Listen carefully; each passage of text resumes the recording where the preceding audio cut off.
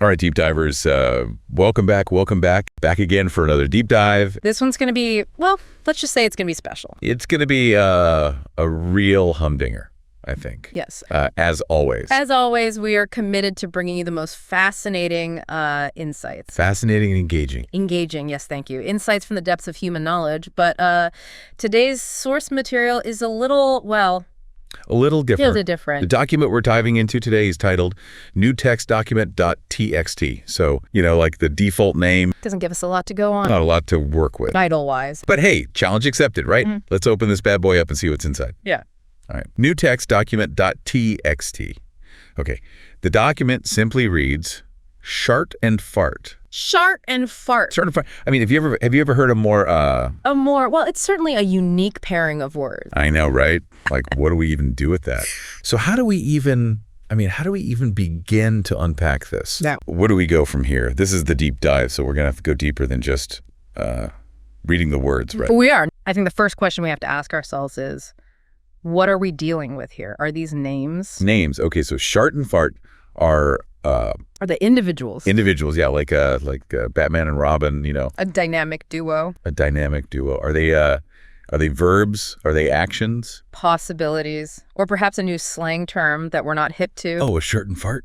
Like, oh man, did you see what just happened? That was a total shart and fart. It does have a certain ring to it. It does, doesn't it? Okay, so let's say, for the sake of argument, that shart and fart are in fact individuals. A dynamic duo.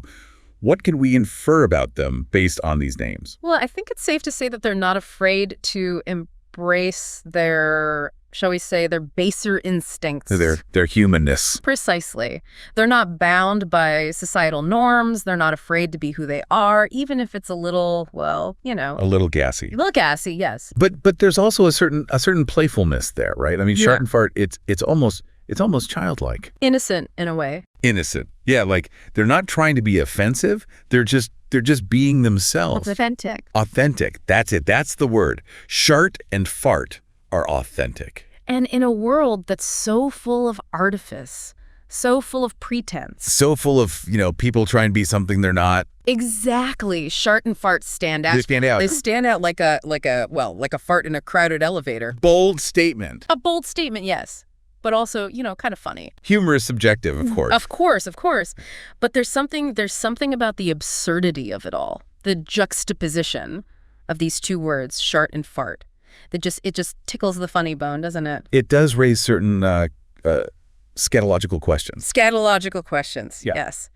But perhaps that's the point. Perhaps shart and fart are forcing us to confront the messy, the uncomfortable, the things we'd rather not talk about. The unspoken truths. The unspoken truths, the things that we all experience but we're too polite to acknowledge. Perhaps shart and fart are the heroes we need, even if they're not the heroes we want. The anti-heroes, the champions of the digestive underdog. Challenging societal norms one bodily function at a time. So, dear listener, what can you take away from this deep dive into the world of shart and fart?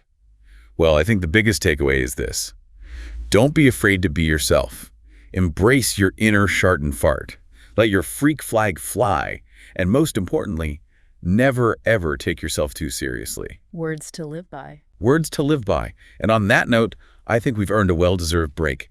Until next time, deep divers, keep exploring, keep questioning, and keep it real. And remember, there's beauty to be found everywhere, even in the most unexpected places. Even in newtextdocument.txt. Especially in newtextdocument.txt. See you next time.